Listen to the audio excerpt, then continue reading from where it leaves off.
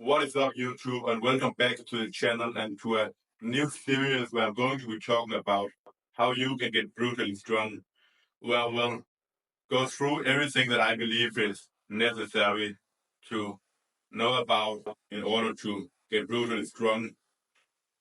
Anyway, from programming to nutritioning to mindset to sleep, whatever that I believe is necessary. And today we're going to be starting out with AMRAPs. So what AMRAPs mean is as many reps as possible. And first, we're going to be covering the benefits and the cons. And as you can see, there are a lot more benefits than there are cons. And the first one, which is a big one to me, is that it teaches beginners to train hard. So a lot of beginners, when they're new to the gym, you're obviously going to be leaving a lot of room in the tank, which isn't a problem by itself, but eventually you're going to have to learn to train hard to be able to see somewhat great progress. And by having an AMRAP, like you'll see programs like Greyskull LP, which is basically like starting strength 3 to 5, but the last set is going to be an AMRAP where you get like 10 plus reps. So what that does is that you'll get in a lot of easy work. And then you have the AMRAP set where you are driving progress, and that gives you something to look forward to within each training. So by having the AMRAP set, you guarantees intensity. An AMRAP set to failure is always going to be intense, obviously. So it guarantees that you don't just stop before that and leave like 3 reps in the tank. If you're programming like an RV 7 or 8, you might even, for beginners, stop at like RV 5 and 6 because we're not used to that feeling of going all the way to failure when the weight starts slowing down. So by having the AMRAP just saying that, it guarantees that the set is taken all the way to failure and we learn to train hard. It's also easy to progress and standardize instead of saying happy 8 or 9, where we might end up being a little bit objective and say that I think it was an happy 8 or 9 this set here. But honestly, like if someone else does watch it, they will say that it was just an happy 7. But with an AMRAP, when we're taking a set all the way to failure, all the guesswork is taken out. A set taking the failure, a set taking the failure, and it's easy to progress.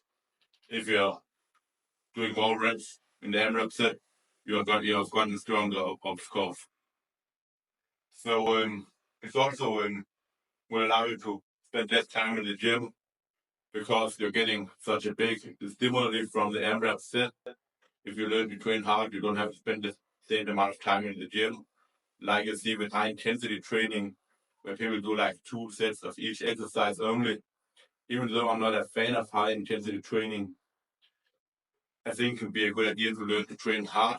But I think you'll see more progress if you learn to just take like 4 set exercise and take them somewhat close to failure. The only reason I believe that so many people they see really good progress from high intensity training is because before that they were not actually going as close to failure as they thought they were, and now they are taking the steps to somewhat like to failure and getting a stimuli. But if they have done that with like way more volume, they would have seen way better progress as well. So yeah, it's great after primer sets. So what I like to do, as I already talked about, is do a couple sets of like 8, and then the AMRAP set. So you can spend the first couple sets kind of getting warmed up and used to the exercise, working on the technique. So if you can do like 8, 8, 8, and then do like 16 in the last set, even though the first 3 sets are not hard, they're still gonna add to the overall volume. And because they are so far away from failure, it will allow you to get in good technique and good practice. And this also ties together with what I've written here, accumulating more or same volume with less fatigue, because you're not taking every set so close to failure when you're doing it in that kind of way. So you have the easy set, and then you have the AMRAP set that just guarantees you the intensity no matter what.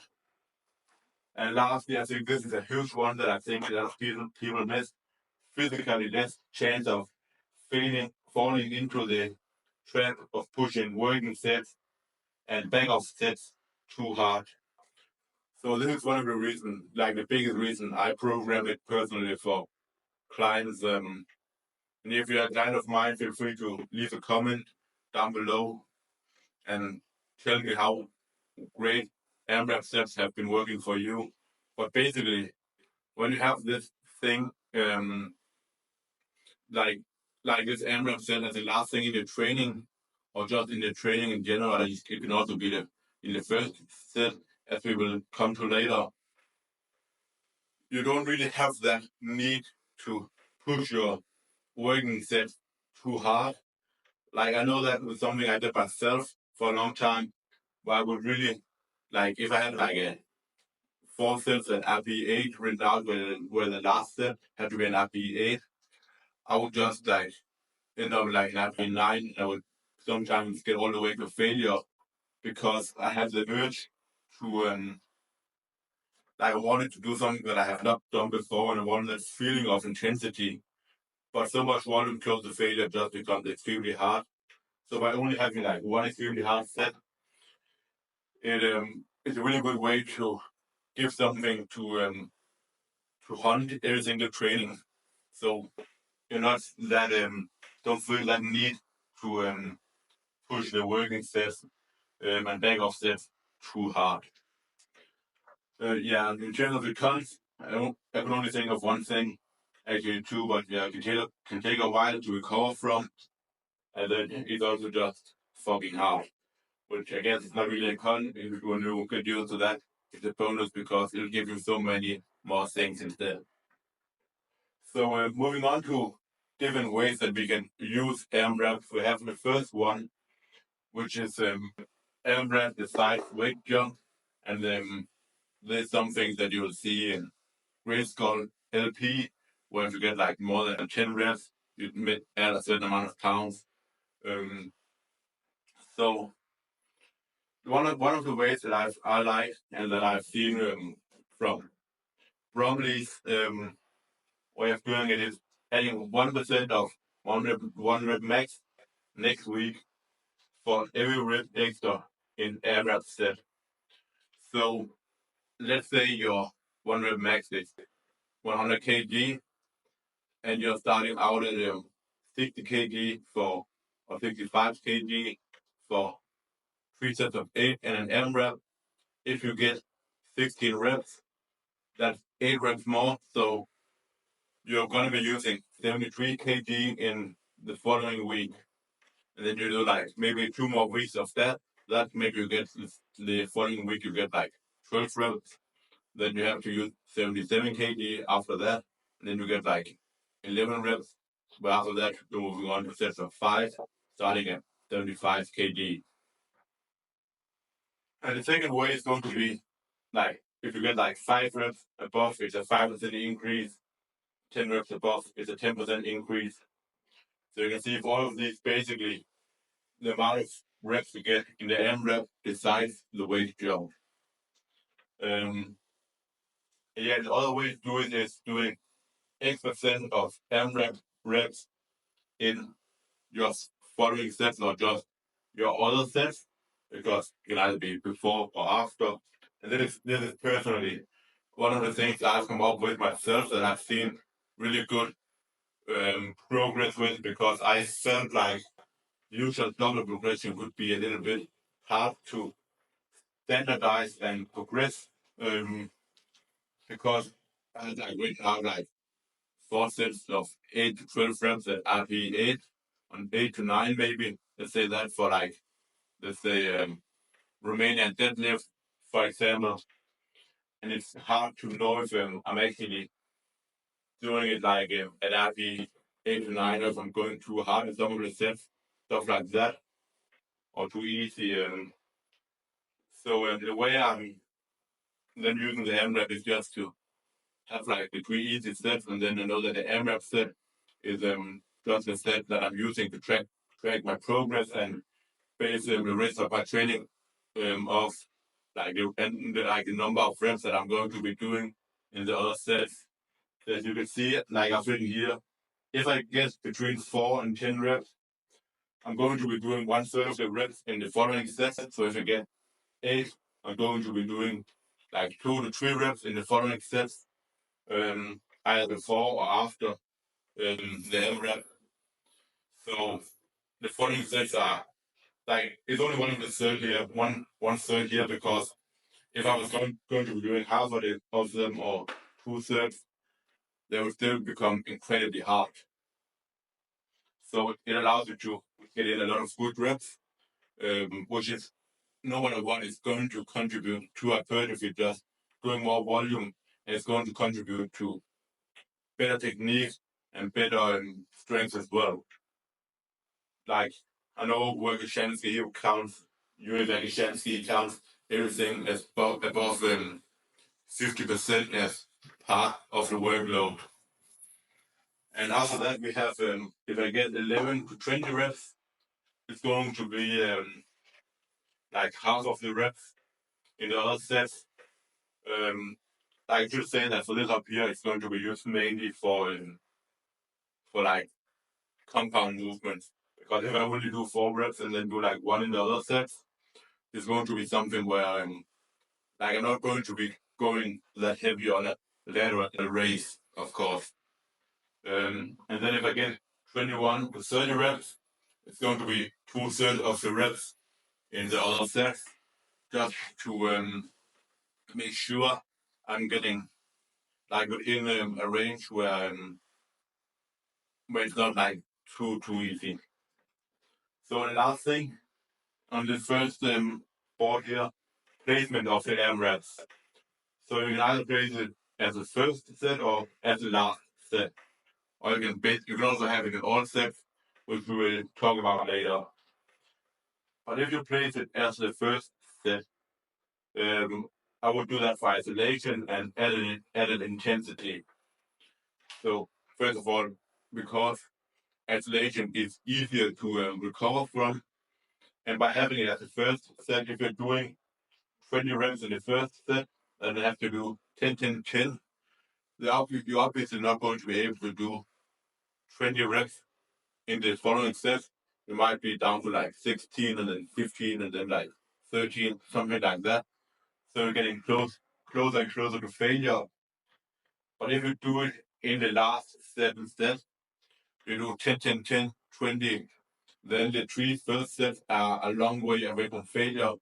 And that's also why I'm using them more for main lifts, because they're going to be more fatiguing. So it's okay that I'm not having that many sets close to failure. I don't need that to get an adequate response to grow and get stronger.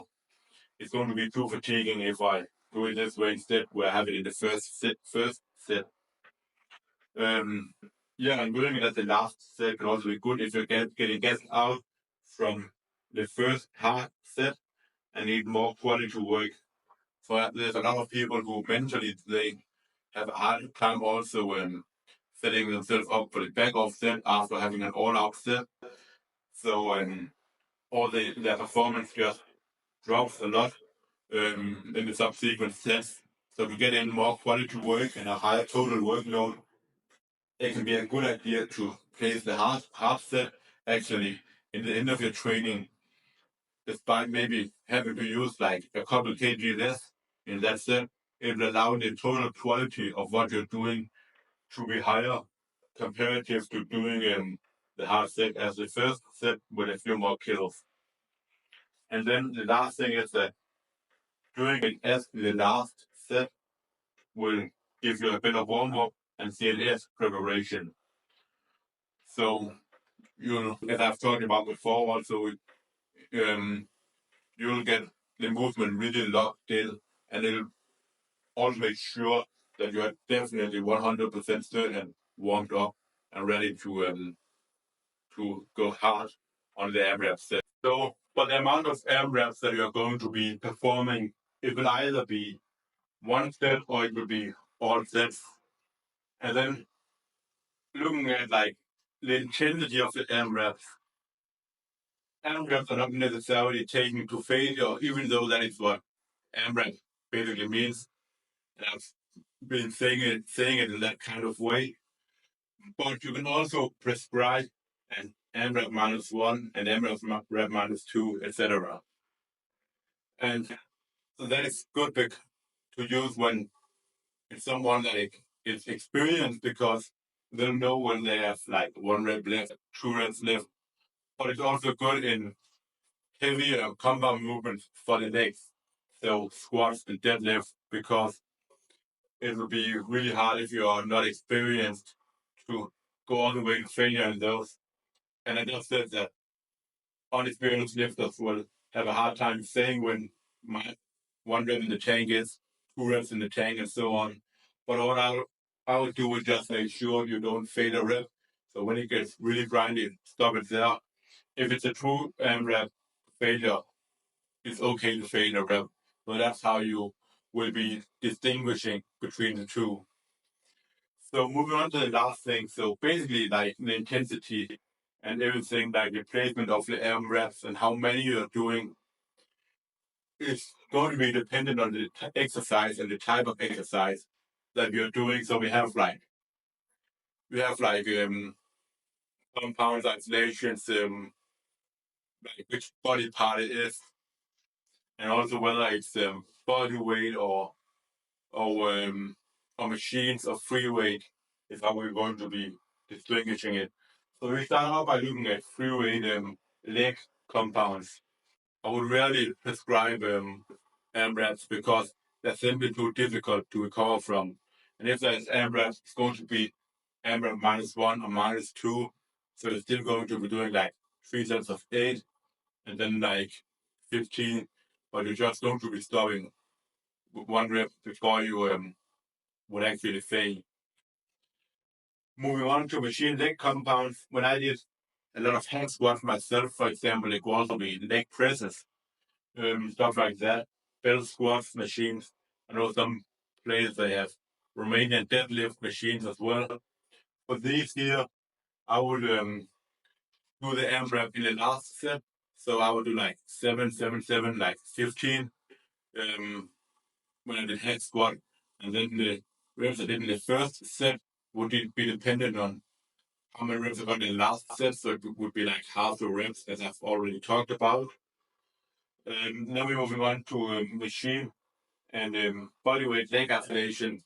For these two type of things, I'll usually place the AMRAP set in the first set because it's a little bit easier to recover from.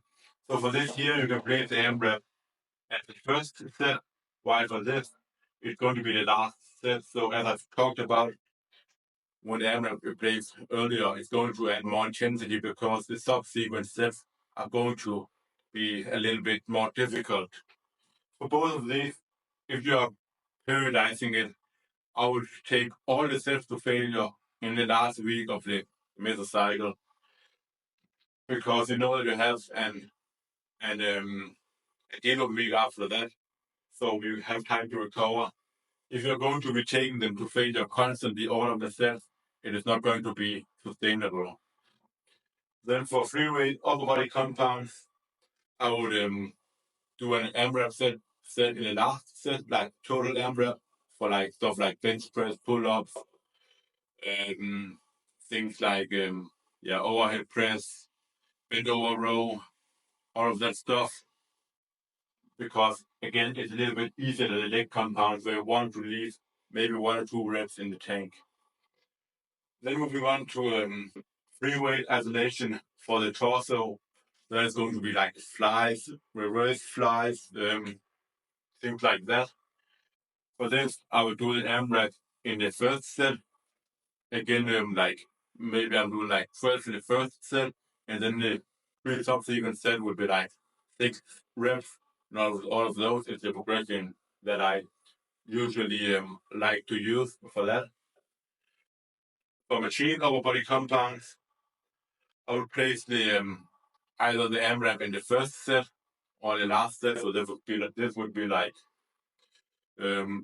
rowing machines, like pressing in machines, stuff like that.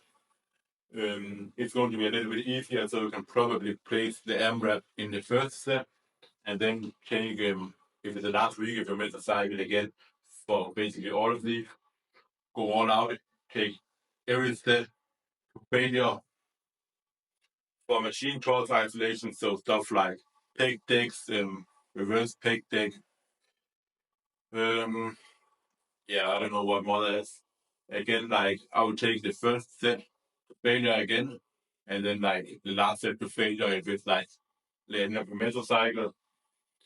So when we come to arms, basically you can take all sets to failure, or you can leave like maybe like one rep in the tank for all sets, stuff like that. It's going to be really easy to recover from arms because they are not as big of a muscle group.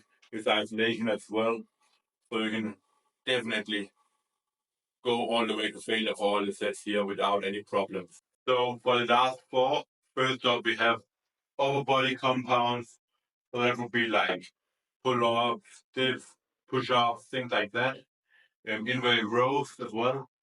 And for that, I would basically AMRAP in the first set, or you can also do it in all sets if you're modifying it to not always be all the way to failure.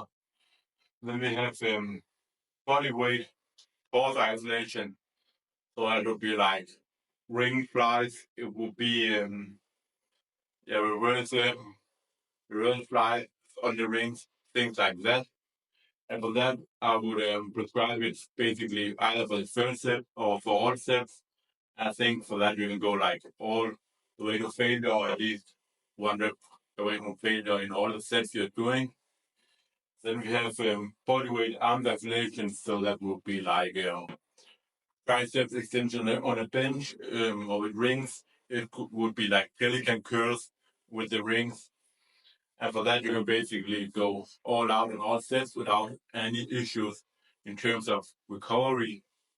And for machine arm isolation, it's going to be the same thing.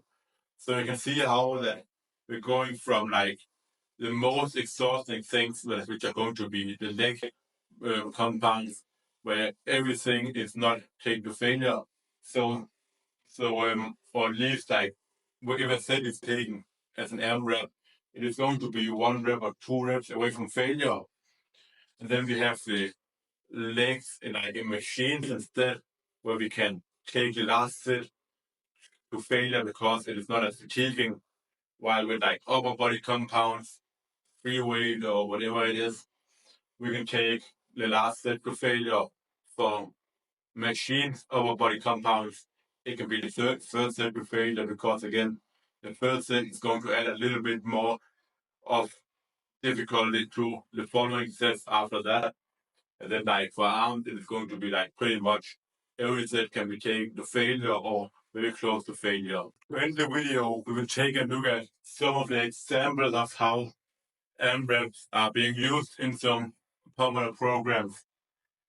So the first one is going to be Greyskull LP, which is basically a modification of the starting strength program by Mark Riverto, which is just like 3 sets of 5 in the deadlift, in the squat, in the bench press, in the overhead press, and in the clean.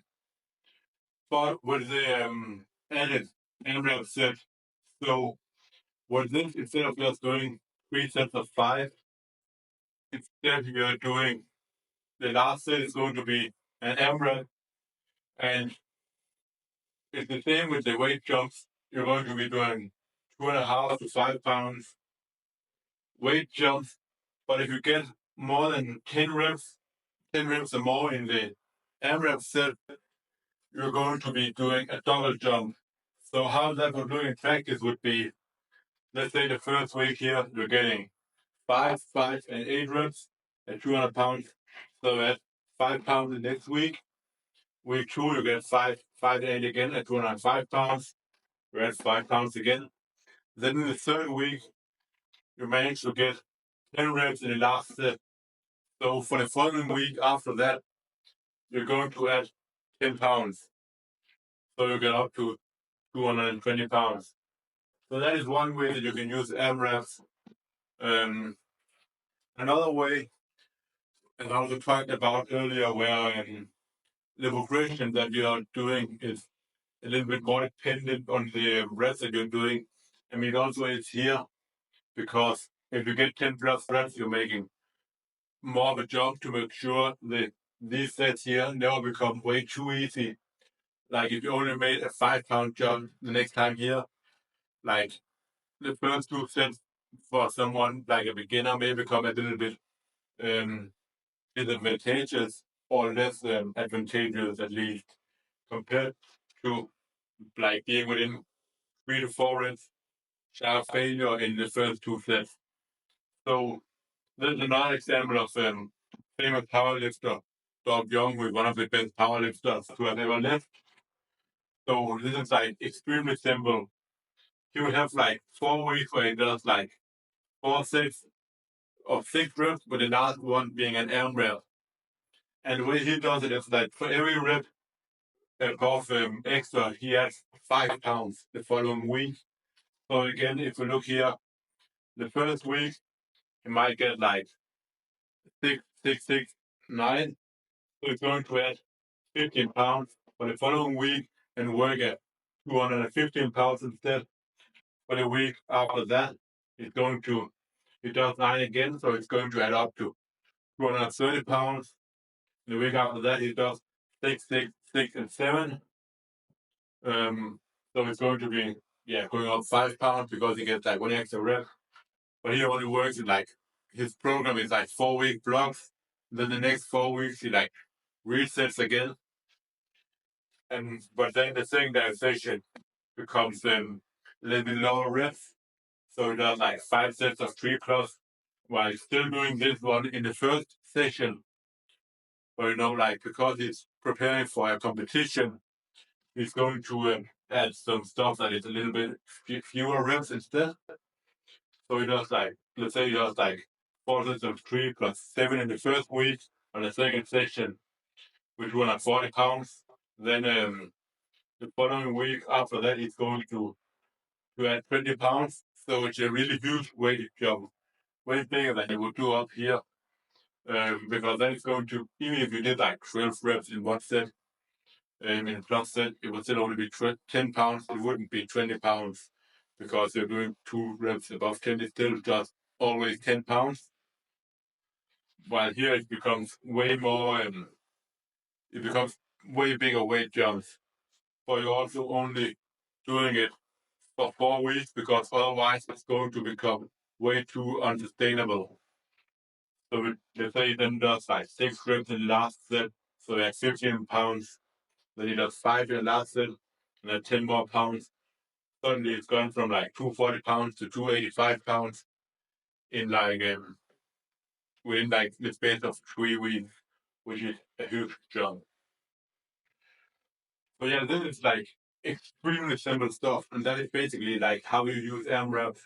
As I said, I like to also do the thing with the half reps where you do like an AMRAP set in the first or last set, and then depending on how many you get, you do like half the reps in the other sets, because that way you are able to easily standardize it instead of just doing usual double progression.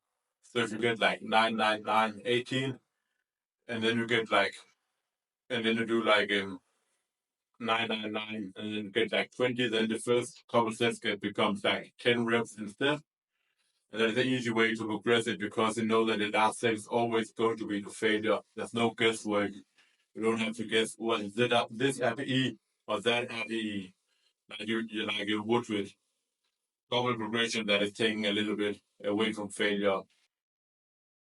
So that is basically all for this first video. If you enjoyed it, remember to leave a like, leave a comment down below. Help me get to 1,000 subs because as you know, when we reach that milestone, I will be dropping a free hands and push-up program for all of you out there. And yeah, stay strong. I'll see you one day.